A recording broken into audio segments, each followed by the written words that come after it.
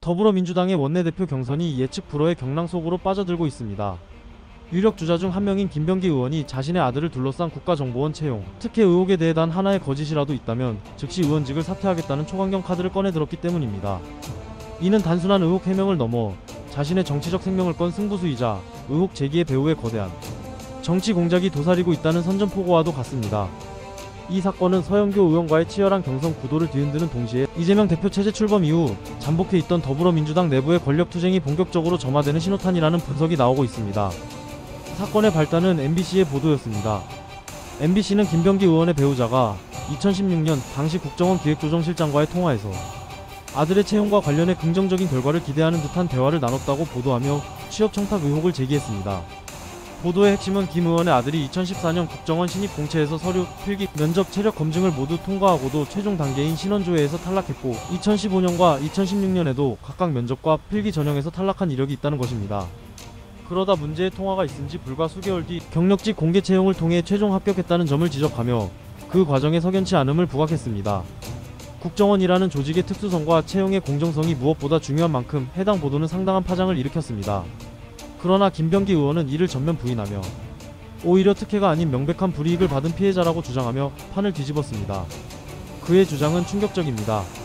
당시 아들은 합격권에 있었으나 국정원 간부 출신인 아버지가 국회에 입성한 상황에서 아들까지 국정원에 들어오는 것은 조직 내외부적으로 부담이 된다는 이유로 특정 세력이 아들을 의도적으로 탈락시켰다는 것입니다.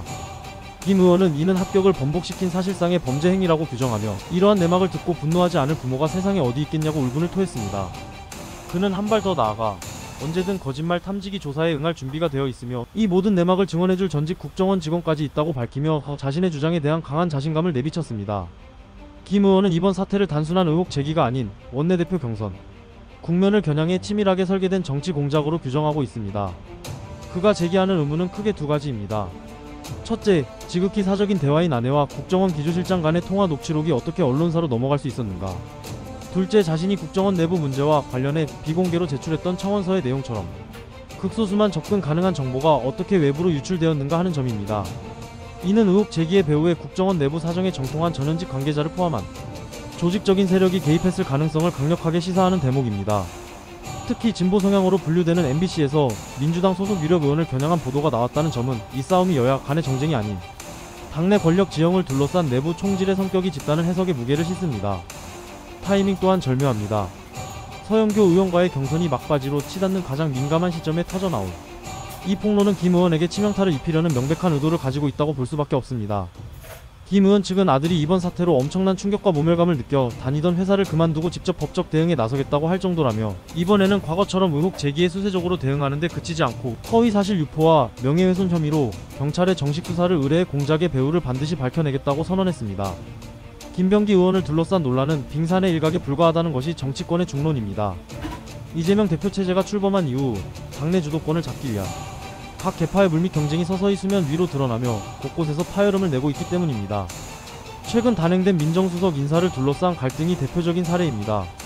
윤석열 정부의 검찰총장 라인으로 평가받는 인사가 민정수석에 기용된다는 소식이 알려지자 당내에서는 정체성에 맞지 않는 인사라는 강한 비판과 반발이 터져나왔습니다. 그럼에도 불구하고 이재명 대표가 임명을 강행하자 얼마 지나지 않아 해당 수석의 과거 부동산 신탁 관련 의혹이 언론을 통해 대대적으로 보도되었습니다.